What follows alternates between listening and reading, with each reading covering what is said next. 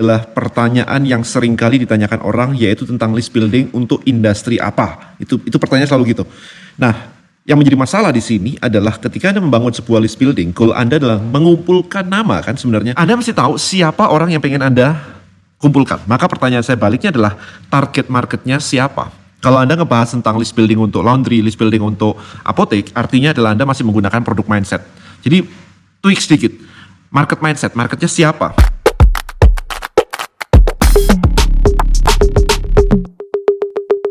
Content Creator Black Book. Buat konten, hasilkan income. Temukan rahasianya di contentcreatorblackbook.com. So, ini ada komen masuk ke Facebook saya. Cukup menarik sebenarnya sehingga saya akhirnya memutuskan untuk membuat video ini. Jadi ini, pertanyaannya adalah bahas soal list building untuk laundry dan apotek dong. Nah, ini adalah pertanyaan yang sering kali ditanyakan orang, yaitu tentang list building untuk industri apa. Itu pertanyaan selalu gitu. Nah, yang menjadi masalah di sini adalah ketika Anda membangun sebuah list building, goal Anda adalah mengumpulkan nama kan sebenarnya. Nama, kemudian email, kemudian nomor WA, itu yang Anda inginkan kan. Jadi Anda pengen mengumpulkan daftar mereka itu, dikumpulin di sebuah kolam. So that's the goal. Nah, kalau misalkan Anda bertanya seperti itu, maka harusnya pertanyaan yang benar adalah siapa orang yang pengen Anda masukin ke kolam Anda? So that's the question sebenarnya. Bukan bahas list building untuk apotek dong, atau bahas list building untuk laundry dong, misalnya seperti itu. Anda mesti tahu siapa orang yang pengen Anda kumpulkan. Maka pertanyaan saya baliknya adalah target marketnya siapa? Kalau Anda ngebahas tentang list building untuk laundry, list building untuk apotek, artinya adalah Anda masih menggunakan produk mindset. Jadi tweak sedikit. Market mindset, marketnya siapa? Nah, jawabannya adalah gini. Nah, pertanyaan berikutnya muncul bagaimana menentukan target market spesifiknya. Nggak cuma dalam mencarinya atau risetnya, tapi dalam prakteknya juga. Ya of course lah ya, riset itu kan praktek. Kalau riset nggak praktek, gimana caranya riset? Soalnya kan bisnis skema ini lingkungannya hanya bisa jarak beberapa kilometer saja. Benar ya kalau laundry ya, apotek juga termasuk sih. Misalnya kalau laundry, targetnya karena kita di perumahan, jadi targetnya para rumah yang nggak memiliki pembantu dan ayah ibunya bekerja, tapi prakteknya nyarinya nggak agak sulit gitu ya. Nah, salah satu caranya ya adalah sebar-sebar brosur sebenarnya, sebar-sebar brosur gitu kan. Nah, berikutnya adalah kalau misalkan kita lihat dari sudut pandang digitalnya aja nih. Cari tahu apa yang menjadi benang merah dari existing customer-nya. Jadi nggak bisa cuman kayak lokasi atau perumahan atau daerah gitu aja, benang merahnya apa. Ya jadi kalau saya tanya gitu, dia jawabnya adalah ya benang merahnya yang butuh dan mau. Nah, ini agak tricky sebenarnya yang butuh dan yang mau ini. Karena apa? Karena kalau misalkan Anda menjawab yang butuh dan yang mau, maka di mana caranya menemukan orang yang butuh dan yang mau itu? Kan nggak bisa ya kita ngiklan di Facebook mentarget orang yang butuh dan mau. Targetingnya apa? Diisinya apa? Kan diisinya kan umur, interest, lokasi gitu kan. Jadi mesti ada yang lebih spesifik. Nah, kemudian dia mengatakan begini, iya sih mesti ada yang namanya lokasi, usia, pekerjaan. Tapi kalau hanya ini aja apakah cukup?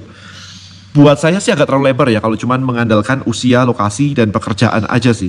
Tapi bisa dicoba konversinya berapa. Jadi kalau di Facebook, Anda sebenarnya bisa ngiklan itu area gitu kan ya. Jadi ada areanya.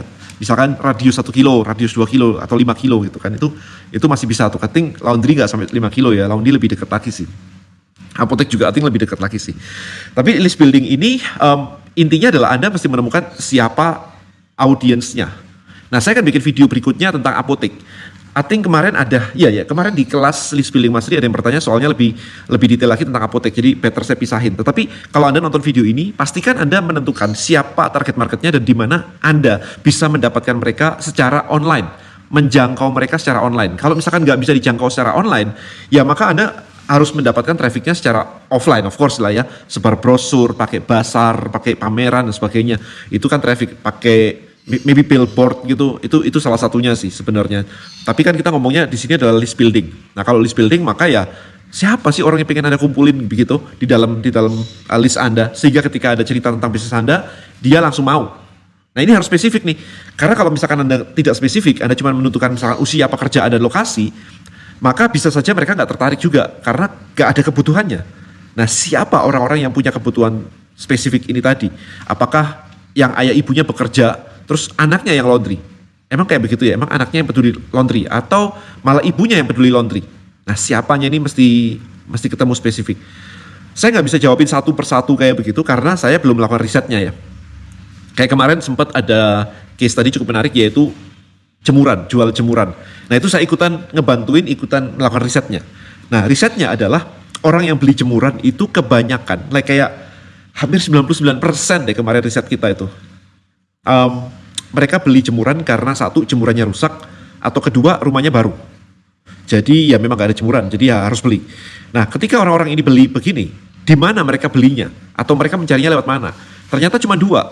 Mereka mencarinya kalau tidak lewat marketplace, mereka mencarinya adalah di toko bangunan. Jadi pas jalan-jalan mau belanja perabotan rumah dan sebagainya itu mereka bilang kayak ya udah sekalian beli aja jemuran. Nah itu sih yang terjadi. Jadi agak challenging ketika kita ngiklanin di Instagram misalnya untuk laku. Karena nggak ada orang lihat-lihat Instagram terus lucu ya ada jemuran kayak begini ya, gua beli gitu. Itu jumlahnya sangat minim sekali. Maybe ada 1-2 sih. Tapi akhirnya nggak bisa dikejut di situ karena nggak bisa. Customer journey-nya berbeda. Nah, ini menentukan bahwa ketika Anda melakukan riset market, ini yang harus ketemu nih. Siapa orangnya, customer journey-nya apa? Misalnya tadi ketemu laundry, orang yang ibu bapaknya bekerja dan nggak ada pembantu di rumah, misalnya seperti itu. Nah, apa yang membuat mereka trigger untuk ke situ, untuk beli? Itu penawarannya seperti apa? Jadi marketing itu bukan cuma urusan kayak nentuin target market terus ya udah berarti selesai gitu. List building adalah ngumpulin orangnya spesifik mungkin. Kemudian Anda ngomong apa ke mereka sehingga mereka mau menggunakan produk Anda. Itu kuncinya cuma di situ sebenarnya. Jadi nggak cuma sekedar menentukan siapa orangnya, tapi Anda mau ngomong apa ke mereka. Nah sebelum melakukan list building, uji dulu, dites dulu tuh. Kalau kita bisa ketemu nih orang yang ayah ibu bekerja, nggak ada pembantu rumah tangga, kita ngomong apa nih? Dan apakah budgetnya masuk tuh untuk laundry itu? Kalau setiap hari dan sebagainya itu, apakah budgetnya masuk? Apa saja menjadi objection mereka? Ini jadi sebuah pesan. Nah pesan ini akan menjadi konten Anda nantinya. Konten entah itu mulai di konten di Instagram, entah itu konten di email marketing atau WA broadcast. Intinya adalah Anda nembak konten gak random. Ya kan orang butuh edukasi ya, tapi edukasinya apa nih? Harus spesifik target market banget nih supaya hasilnya cukup bagus. So I think itu teman-teman buat video kali ini, hopefully Anda jadi lebih ini ya. Tapi tetap lagi yang namanya riset ya, sekali lagi yang namanya riset itu praktek, bukan riset doang nggak praktek. Tetap aja riset itu praktek. Anda mesti ketemu orangnya, mesti datang, mesti knocking doors. Kalau misalkan ada tadi laundry, Anda harus ngetuk pintu, Anda sebarin brosur, Anda tes semuanya. Jadi bukan berarti kalau misalkan namanya riset itu nggak praktek, cuman browsing around doang. Itu mah hipotesa doang, asumsi doang, bukan riset beneran. Riset beneran ya harus praktek. So I think itu aja untuk video kali ini. Thank you so much for watching this video guys. Silahkan join ke komunitas saya di jointribehacker.com. Kita bisa diskusi lebih banyak lagi di situ. Silahkan posting pertanyaan dan tim saya siap menjawab Anda. Thank you so much and see you in the next video. Bye bye.